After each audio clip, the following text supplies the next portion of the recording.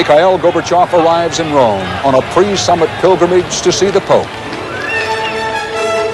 This is the CBS Evening News. Dan Rather reporting tonight from this magnificent vantage point in front of St. Peter's Basilica. Good evening. All roads lead to Rome. For Mikhail Gorbachev, it has been a long and winding road, one full of obstacles. But he is here now, first to nurture his new relations with Italy and the West, and then to do something no Soviet leader has ever done, asked for the blessing of the Pope. Gorbachev became the first Soviet Communist Party chief to make an official visit to Italy today. The country's fading Communist Party papered the streets of Rome to welcome him, and thousands of other people stood outside in winter's chill to cheer.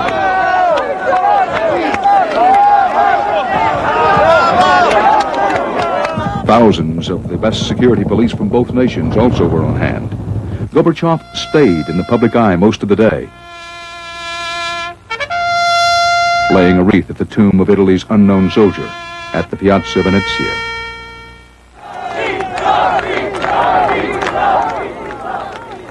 Later, noisy fans and celebrity thrill-seekers trailed the Soviet leader and his wife Raisa as they toured the ancient city sights, and Gorbachev plunged into the crowd in his characteristic campaign style. Across Rome, the Pope was not about to be upstaged. At his Wednesday audience, which we were privileged to attend, the Holy Father clearly signaled his pleasure with the reforms sweeping Eastern Europe now. To those who had traveled from Czechoslovakia, the Pope was pointed. Build a new future, he said, based on your Christian culture and your inalienable rights. He knows that this is his moment. This is such a momentous day. Gorbachev's desire to meet with the Pope is part of a larger agenda. The political purpose is to dramatize the Soviet Union's determination to re-enter the mainstream of Western civilization and politics. The economic agenda is to dramatize or emphasize the fact that Italy has maintained its economic relationship with the Soviet Union over the years. The Soviet leader desperately needs to save money fast on defense, and today the Prime Minister of Czechoslovakia went on his nation's television to call for negotiations with the Kremlin aimed at a total withdrawal of Soviet troops. And tonight, in a dinner toast to his Italian hosts, Gorbachev spoke of the new Europe, including Russia, offering the hope that one day soon the NATO and Warsaw Pacts will be transformed from military alliances into tools of cooperation. Gorbachev said, quote, "The Cold War is ending. There can be no winners, no losers." Joining me now is CBS News Moscow Bureau Chief Barry Peterson, who's here covering the Gorbachev pilgrimage. Barry, some people say that for Gorbachev, this meeting with the Pope is even more important than the Malta summit meeting with President Bush coming up this weekend. Dan, I think that's certainly true, and especially in the Soviet Union. Think for a moment, in one brief meeting, Gorbachev is going to take 70 years of communist and Bolshevik dogma, and he's going to turn it upside down. It was the communist who sought to break the Russian soul in two, to separate the intellect from the heart. Religion corrupts the mind, proclaimed Stalin. The state must liberate people from such superstition, he decreed.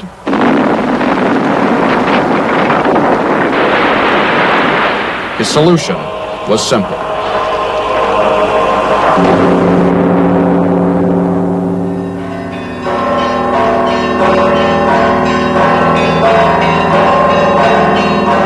But these days, it is the churches that are being rebuilt and reborn.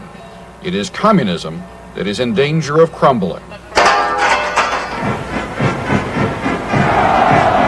Communism, said Marx, is going to march across the world.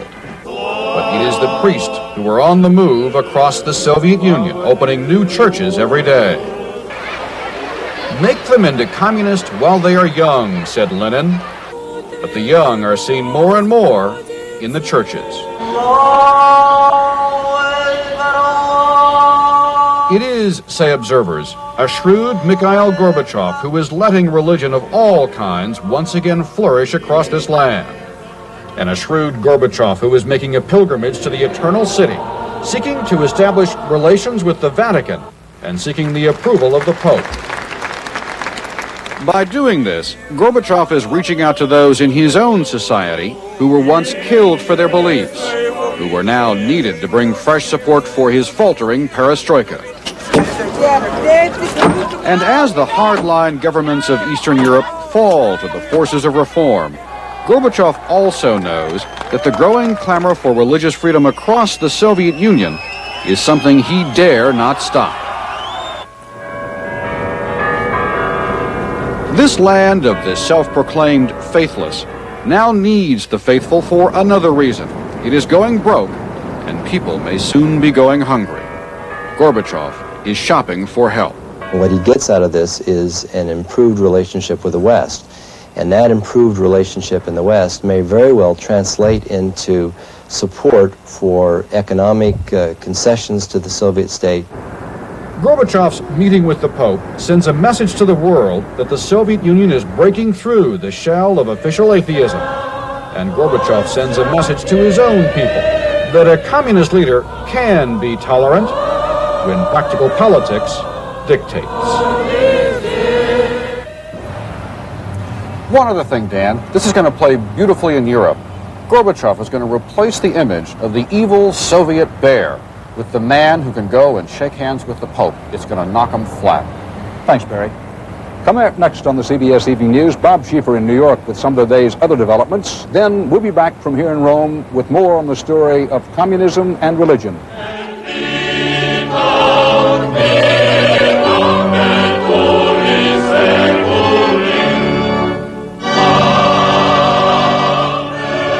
God and Gorbachev. Having the flu is a nightmare. Your throat's so sore. You're congested. You cough. Body aches all over. But now there's Theraflu, the first and only hot medicine made just for flu symptoms. Theraflu, with a hot liquid like doctors recommend. Strong therapy for fever and cough. Strong therapy for aches and pains. Next time the flu strikes you, strike back with Theraflu.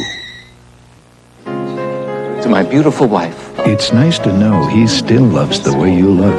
And if you wear dentures, you can count on Effordent to freshen up dentures and clean away stains so well.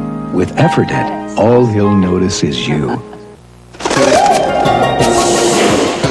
We interrupt this vacation to remind you the Discover card pays you cash back for every charge. Fabulous. It pays to Discover. You know, you read this and you think, this is the Surgeon General. I should listen to this stuff. But all this low-fat fiber? What are they really telling you? It's like they tell you how, but who's going to tell you what? One way to start your diet is new Kellogg's Heartwise. More soluble fiber than Oat Bran, and a taste you'll actually enjoy. Heartwise. You know, I know a bowl of cereal isn't all there is to it. But at least it's something I can put my hands on. Somewhere to start. Take a word to the wise. Left-wing rebels launched a new offensive in San Salvador today, again targeting affluent neighborhoods, and this time the homes of American diplomats were in the combat zone. Our chief White House correspondent Leslie Stoll begins our coverage. The rebel attack centered on the San Salvador neighborhood where many U.S. Embassy officials live. The fighting was so intense it forced the U.S. Embassy to close down. Rebels burned a mansion just blocks away from the American ambassador's residence and destroyed the home of another American official. It is our belief that all United States personnel and their families are safe, but several are in their homes in this area of heavy fighting. The FMLN has essentially turned to terrorism. Their targets are really not the Salvadorian army. Their targets are embassies, hotels, the homes of private citizens. Despite assurances from Soviet officials that they are not involved in the continued shipments of weapons to the rebels, Secretary Baker accused the Russians of throwing fuel on the fire. It appears that old thinking or old behavior, more appropriate to Brezhnev than Gorbachev, guide Soviet policy toward some important regional conflicts. President Bush tonight greeted Canadian Prime Minister Brian Mulroney, who met with Gorbachev just last week.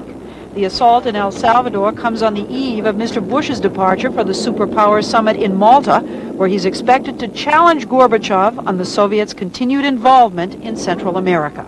Soviet behavior in Central America remains the biggest obstacle to an across-the-board improvement in United States-Soviet relations.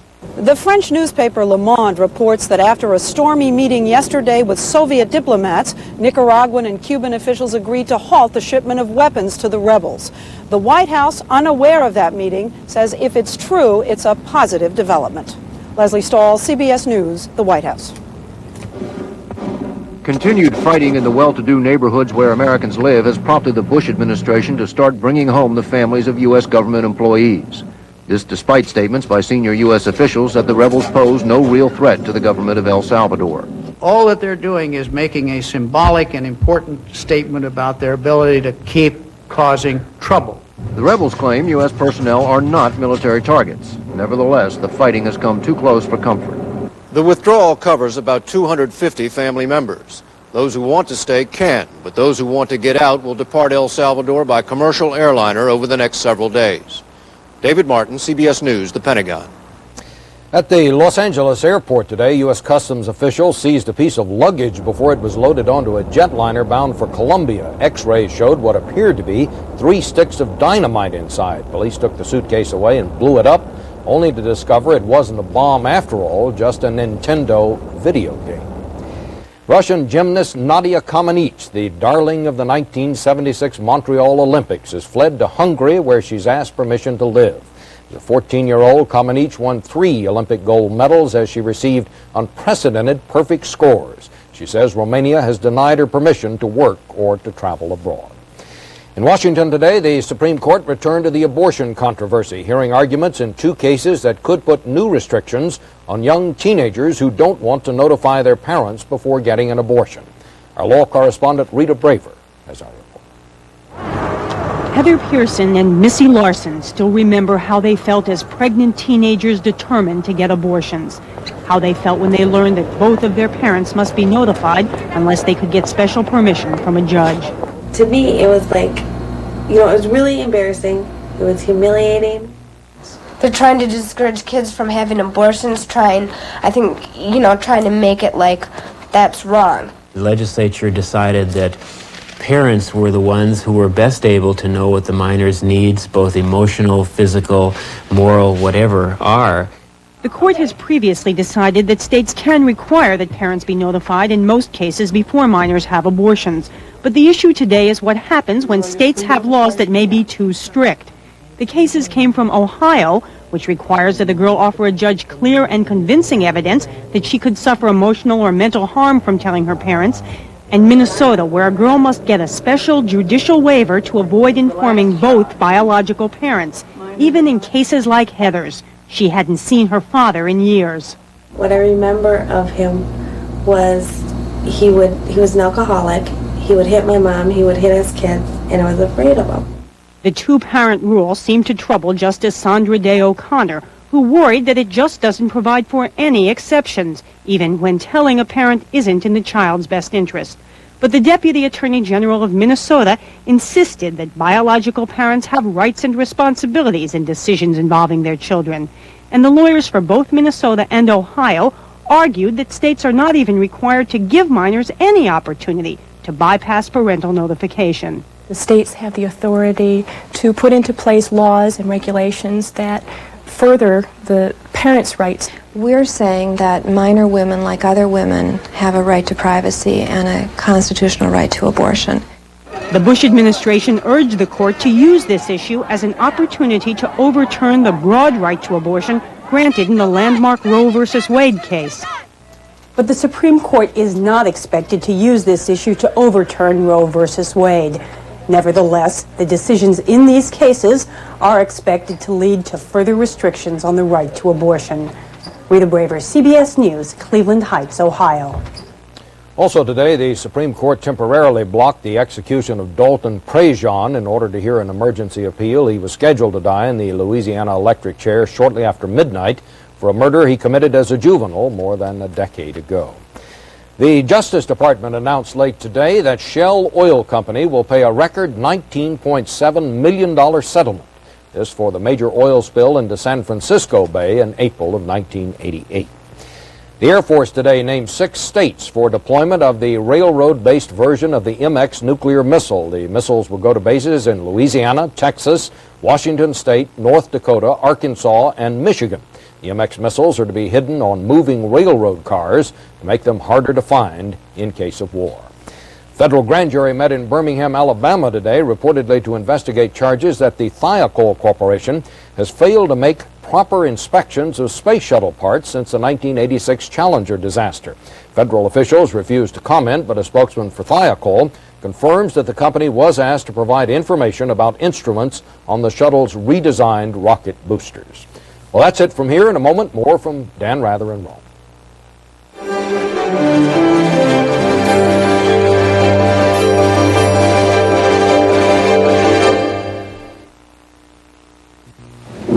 It's easy to get lost in a storm. You may have been lost in this one. Your medical records, your bank statements.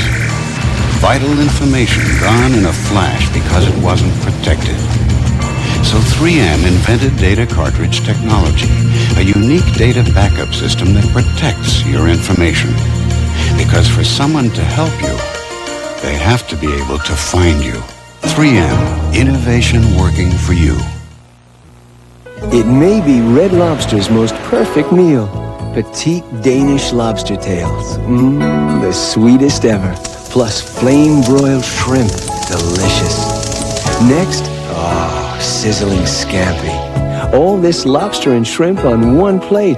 Perfectly priced. Just $8.95 for a few weeks. Red Lobster for the seafood lover in you. And for the holidays, call for party platters to go. Ready in just 1 hour. I don't want a few aches and pains to stop me from doing the things I truly love to do.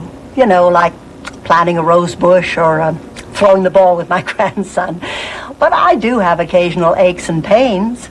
That's why my good friend Bufferin is there when I need it for pain relief. Bufferin, my brand of aspirin, has strong 100% aspirin. It helps me to keep doing the things I want to do. Bufferin, so you can do the things you want to do.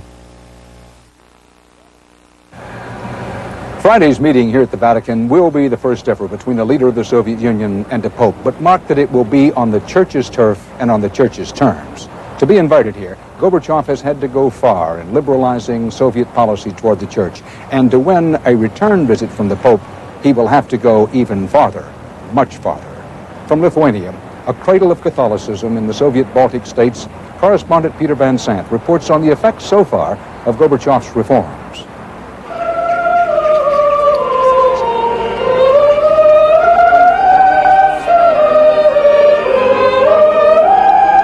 In a country where the state considered religion a sin, an enemy to be destroyed, the remarkable sounds and sights of renewed religious freedom seem unbelievable, even to the believers.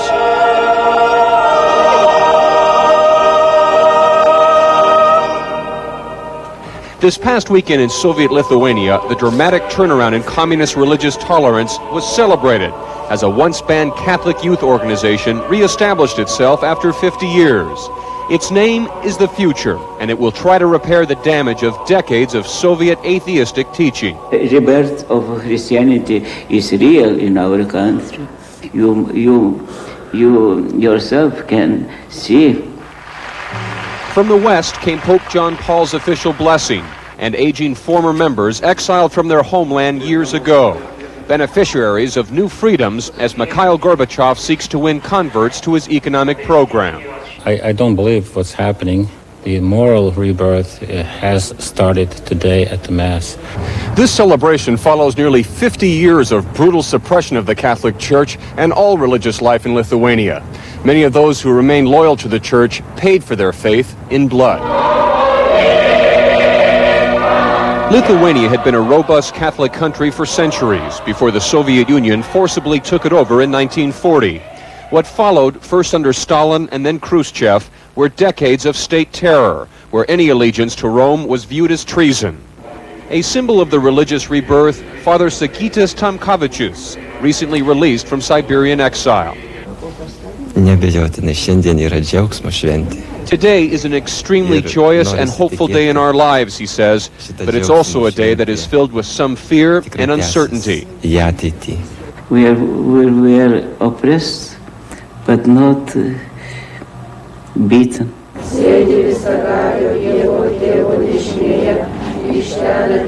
Lithuania's religious spirit continues on a hillside in Vilnius. These 3 crosses were dynamited and buried by Soviet troops in 1951 during their holy war against the church. Recently, residents dug them up, symbols of a faith which has been battered but not destroyed. Peter Van Sant, CBS News, Soviet Lithuania. I'll be back with more news from here at St. Peter's Square in a moment.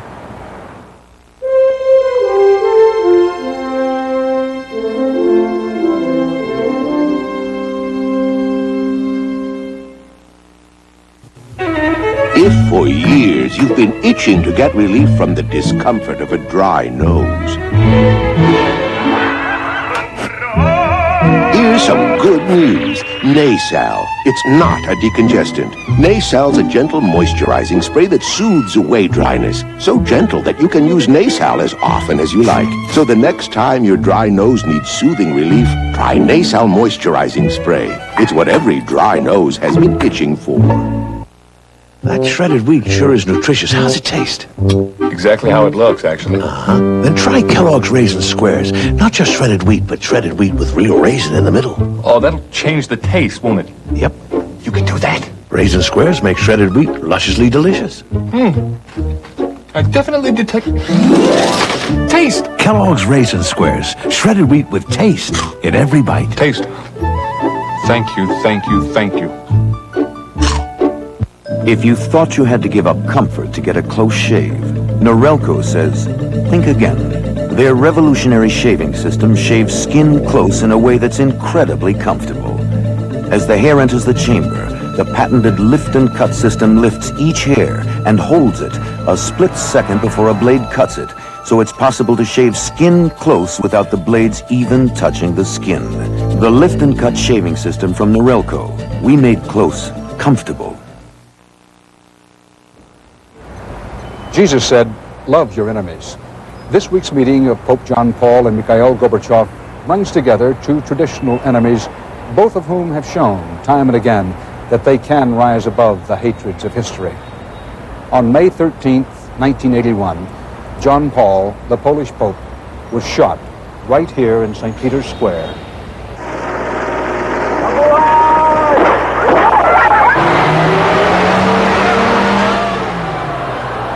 Mehmed Ali Acha, the Turkish gunman, said the assassination plot was devised by the Soviets, with Bulgarian secret police as middlemen.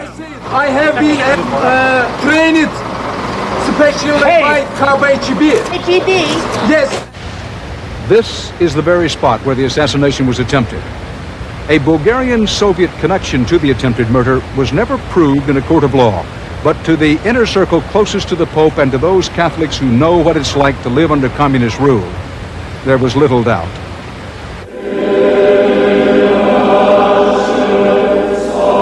Monsignor Ivan Dachko, a leader of the Ukrainian Catholic Church, says the Pope told the Polish people they didn't have to be afraid, that communism was bankrupt and they would prevail. Everybody was convinced that Pope John Paul II was a very uncomfortable person or statesman for the Soviet authorities and for the Eastern European governments, so he had to be eliminated. How many divisions does the Pope have? Was the way Joseph Stalin cynically dismissed the power of the Vatican. Stalin could never have foreseen what was to come, says Vatican spokesman Joaquin Navarro-Valls. 16 October 1978, something new, unexpected happened in the church and in the world. Habemus Papam! John Paul called himself a man from a faraway land. From the beginning, he felt his mission unique. He knows what it means to live in an atheist society under an anti-religious system in a communist world, and how people have to struggle to pray, to confess their faith. John Paul labored to give faith to that voice, not just in his own homeland, but throughout the communist world. And when Gorbachev came to power, the Pope finally had someone ready to listen.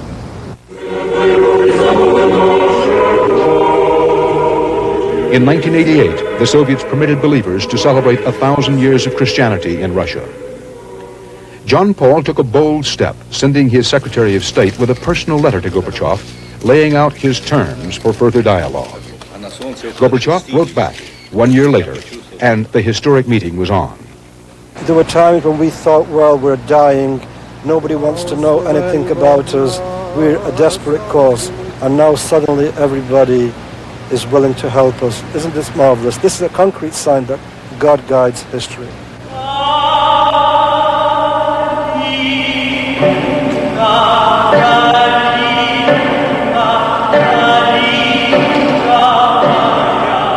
How much has the mood changed? Well, the Red Army finally did enter the Vatican recently, not to conquer, but to entertain. John Paul has become a symbol of hope to the faithful in Eastern Europe, a symbol of endurance and now triumph of the faith. The Pope begins each day in the quiet time before dawn, praying in his private chapel, alone. That's where he'll be Friday morning, alone in prayer, before he meets the leader of the Soviet Communist Party. The meeting, said one priest in Rome, is like the lion laying down with the lamb. But in this case, he said, it's hard to tell who's the lion and who's the lamb.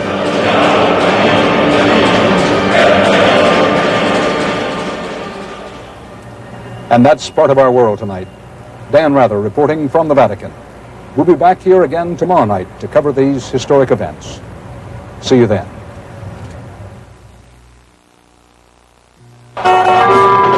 That'll be a charge. We interrupt this purchase for a reminder. Don't forget, Santa. 'Tis the season to be choosy. La la la la la. That's it. So choose the card that actually pays you cash back for every charge. The Discover card. That's a great idea. You sure know how to pick 'em. It pays to Discover, the card that pays you back. Every detail means a lot to me, so I can't stop for minor arthritis pain. I used to take aspirin, but today it's Advil. It gives me hours of relief, yet Advil's gentler to my stomach than aspirin. Advil, advanced medicine for pain. Shoot some slices, shoot some shreds, shoot some salad. Salad, salad, salad shooter. Presto Salad Shooter Slicer Shredder. Point and shoot right where you want. Clean up easy, dishwasher safe, store anywhere. Salad shooter. Now cordless rechargeable too.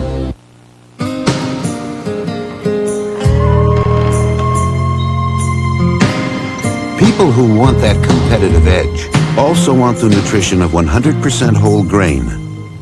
But of these eating cereals, only Wheaties is made with 100% whole grain. So only Wheaties gives you whole grain nutrition. Better get your whole grain. You better eat your Wheaties. Now with 25% less sodium than before.